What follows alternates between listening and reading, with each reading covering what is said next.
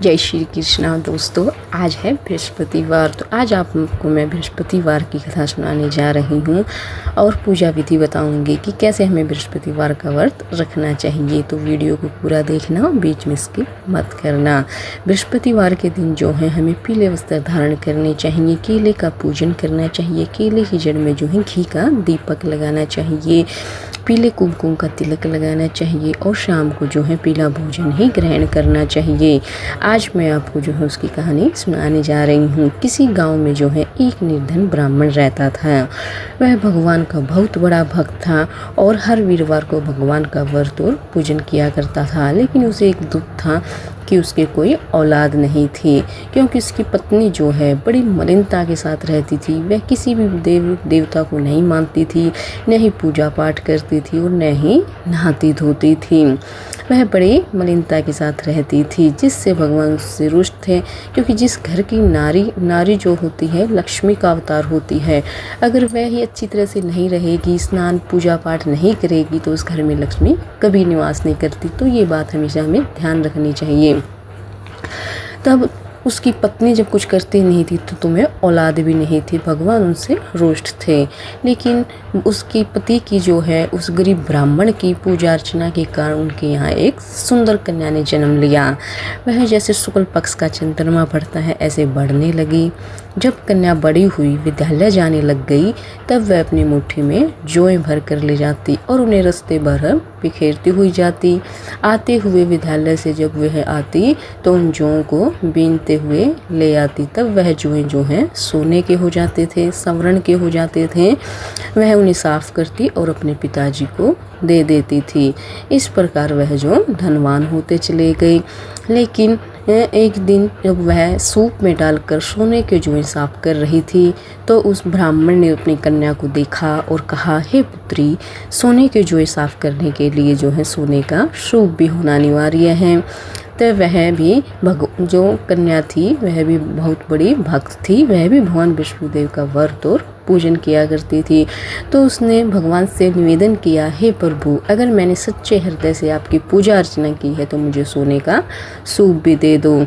जब वह विद्यालय गई तो आते हुए जौओं को बीनते हुए लेकर आ रही थी तो रास्ते में उसे सोने का सूप भी मिल गया।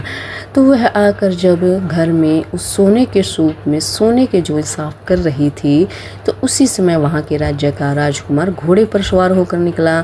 जब उस राजकुमार ने उस लड़की को यह करते हुए देखा तो वह उसकी रूप और कार्य दोनों पर मोहित हो गया। उसने मन में यह संकल्प किया कि वह इसी कन्या से विवाह करेगा। जाकर राजमहल में उदास होकर बैठ गया।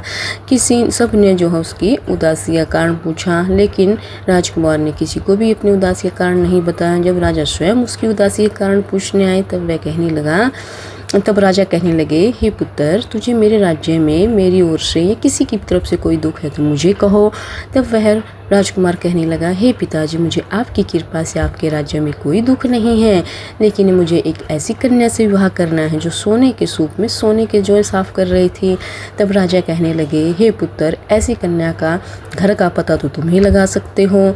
तब राजकुमार कहने लगा कि उस कन्या के घर का पता बतलाया। तब राजा ने जो है अपने मंत्रियों को बहुत सारा धन देकर और विवाह प्रस्ताव लेकर जो है उस ब्राह्मण के घर भेजा।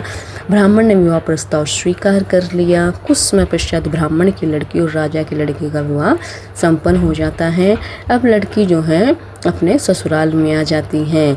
तब उस ब्राह्मण के घर में जो है फिर से दरिद्रता ने वास कर लिया। उसके घर में कुछ न रहा। एक दिन वह ब्राह्मण दुखी होकर जो है अपनी कन्या के यहाँ जाता है। अपने पिता की हालत देखकर कन्या समझ गई कि घर में कुछ नहीं रहा है। तब वह अपने पिताजी को जो है अंदर बुलाती है, उनका आदर सत्कार करती है और उन्हें अत्यधिक धन देकर आदर से विदा करती है। कुछ समय तो जो है धन से गुजर बसर होता है, लेकिन धन समाप्त होने के पश्चात फिर से वह ब्राह्मण दुखी होकर अपनी पुत्री के यहाँ पहुँचा। तब उसकी पुत्री कहने लगी, हे पिताजी, अब की बार आप माता को भी लिवा लाओ। तब उसने कहा, ठीक है। तो वह अपनी पत्नी को भी साथ लेकर जाता है। तब वह कन्या कहती है, हे माता, आप सुबह नहाया धोया करो, पूजा पाठ किया करो और भगवान बृहस्पतिदेव का व्रत और पूजन करो, जिससे तुम्हारी बुद्धि में सुधार होगा। लेकिन उसकी माता का तो वही ढंग रहा। उसने उठते ही अपनी बेटी के बच्चों की जूठन खा ली, जिससे उसे बड़ा दुख होता है।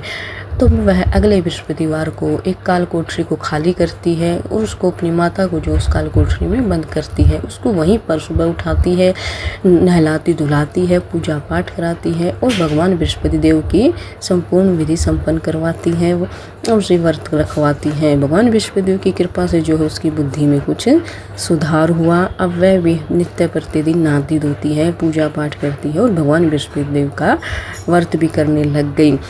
उसने जो है अब वह संपूर्ण मन से जो है भगवान बृहस्पति देव का व्रत और पूजन करने लग गई। 9वें महीने में जो है उनके यहाँ एक सुंदर पुत्र ने जन्म लिया। वह ब्राह्मण ब्राह्मणी अंत काल तक जो है भगवान बृहस्पति देव का व्रत और पूजन करते रहे और अंत में इस प्रकार वह स्वर्ग लोक गए। उनके घर में जो है बृहस्पति भगवान का व्रत रखने से अन्न धन पुत्र सब हो गया था। तो हे भक्तों, अगर आप भी अपने घर में अन्न धन पुत्र प्राप्त करना चाहते हैं तो इस कथा को पूरा सुनिएगा। भगवान बृहस्पति देव अंत में जो है भगवान बृहस्पति देव का जयकारा लगाइएगा। बोलो बृहस्पति भगवान की जय। यह कथा इतनी ही थी। मैंने आप लोगों से इसका पूरा महत्व बताया है। जो भी व्यक्ति जो है बृहस्पति भगवान का व्रत और पूजन करते हैं, उन्हें मानते हैं, उनकी कथा कहते और सुनते हैं, उनकी सभी समस्याएं दूर हो जाती हैं। उनके घर में कभी भी दरिद्रता का वास नहीं होता है। भगवान लक्ष्मी नारायण जो हैं हमेशा अपनी कृपा बनाए रखते हैं और लक्ष्मी माता हमेशा उनके घर में निवास करती हैं। तो जो भी बहनें हैं वह भी जो है सुबह उठें, चाहे व्रत ना रखें, लेकिन अब नहाएं धोएं, पूजा पाठ करें और अपने घर में जोत बत्ती करें, भगवान का नाम स्मरण करें और अपने बड़े बुजुर्गों को की जो है हमें सेवा भी करनी चाहिए, जिससे भगवान प्रसन्न होते हैं। बोलो बृहस्पति भगवान की जय।